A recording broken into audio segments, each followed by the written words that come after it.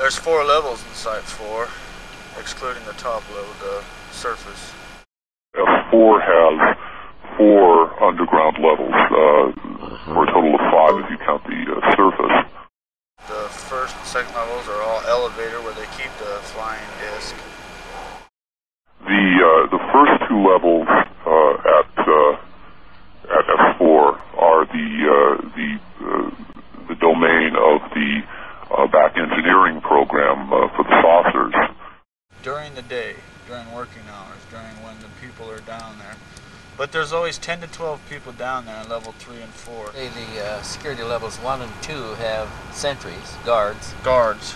But there's no guards below level 2. How? Sentries aren't allowed down in guard. We guarded the elevators for 3 and 4. You have to have 3 keys, a thumbprint, and a retina print to get in. 3 keys? 3 keys. 3 keys, a thumbprint, and a retina? And a retina print, which is like a you look at a camcorder, like you look in and they stick their right eye up to it and their left thumb at the same time. At the same time? After they turn the keys. They stick the keys in, boom, boom, which is on a row, 2 inches below. And then they look, and the doors will open. The elevators are right here. There's 4 elevators. 3 and 4 are extremely security. There are no sentries down at 3 or 4. And the levels of 3 and 4, I don't know what goes on down there. I heard something about an Abbey or EB down there. I'm not too familiar with what it is. Level 3 and 4, below level 1 and 2, is the domain of the program dealing with the EBEs. Can you? It includes the living quarters for the EBEs, who, by the way, breathe oxygen. Right here is pictures of everybody. There's like an office break room, but there's pictures of everybody in the facility, with the exception of the people on level 3 and 4. In fact, it's an interesting example of how the government fails in its efforts, even on this level, because the offices and the facilities at S4 have numerous personal mementos, which were not supposed to be brought in, and somehow were, which is a never-ending source of amazement to me.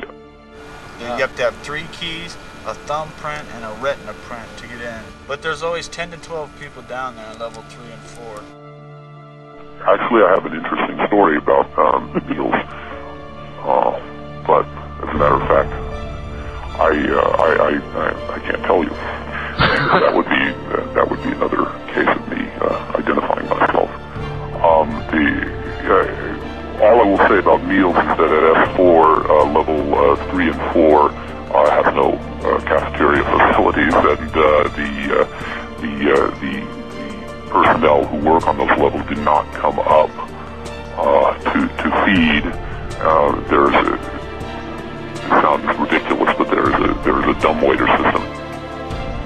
Now the things inside,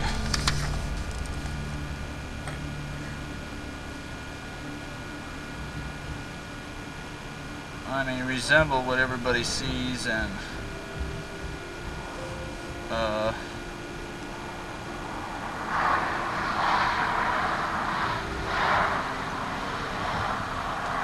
the only thing that's different about them from what I see on all the pictures is the eyes appear to be deteriorated, or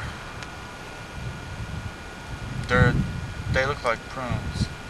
They're like your fingers get pruned. They're all shriveled up, and you can't see no eye sockets, and there's no visible eyelids or anything like that. They have a grayish, like a grayish pigmentation. It's not scaly or anything. It's like a pigmentation. There's no apparent hair on them. there's little holes, not really slits, but a little hole, maybe an ear cartilage, I don't know, maybe you're hearing. Slits are really kind of small for the nose and the mouth. The bodies themselves are very, very thin. They appear not to have any breast or navel or anything like that. Not that I can see. Yeah. I wasn't able to sit and study them in full view for a while. But I don't think I have heard talk there that I know their systems aren't like ours. But they're very thin and they look very, very frail. Did you notice the hands? The hands got a little bit of webbing. Minute, very minute. There's 4 finger-like things, and they're very, very minute piece of webbing. There appears to be no fingernails. As I say, I couldn't look in detail because the hands are turned like this. They're just like a full view, so I really can't see. You can see where there is one joint in each finger, it looks like. Where like ours has 2 joints, I think they only got 1. I'm not sure. You can just see the crease in where they only got 1. And 1 acts as a thumb like what we do. It has 4 fingers, one of which resembles a thumb, but has a pivot point that human thumb doesn't have. One of our colleagues there, the rest of the people there are sentries. That there are 4 people there that believe that they're working to try to get this on the air. And one of them is a biologist. What scientists did Connor O'Ryan mention by name who were involved? He didn't give us any names. He said that the biologist that had charge of the cadavers in the glass cylinders was one of the defectors. Well, first of all, I have not specified that I'm a scientist, so I'm not going to jump up on my high horse and become offended at this.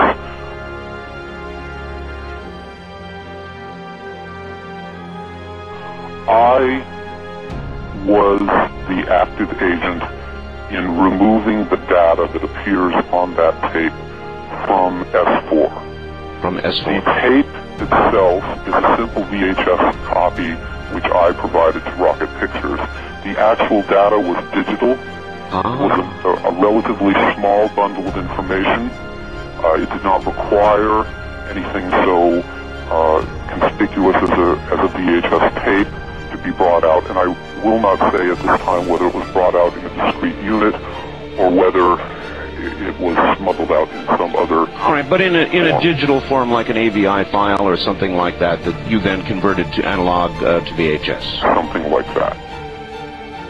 How long had that alien, do you know, been on the base before they filmed that segment of which you have a portion? Approximately 20 months. It was brought in late 1989, and the tape was from January of 1991. My contempt for the viewers of your documentary over the last 11 years knows no bounds. They've been like children, mocking it, or on the other hand, credulously accepting it with no attempt to evaluate the material on its own merits, or to discover any new material to support or debunk it.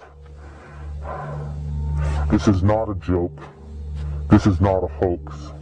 Certainly I'm staking my reputation on it. If an anonymous individual in a rubber mask could be said to be staking his reputation on anything, I challenge these ufologists to debunk me, discover my identity,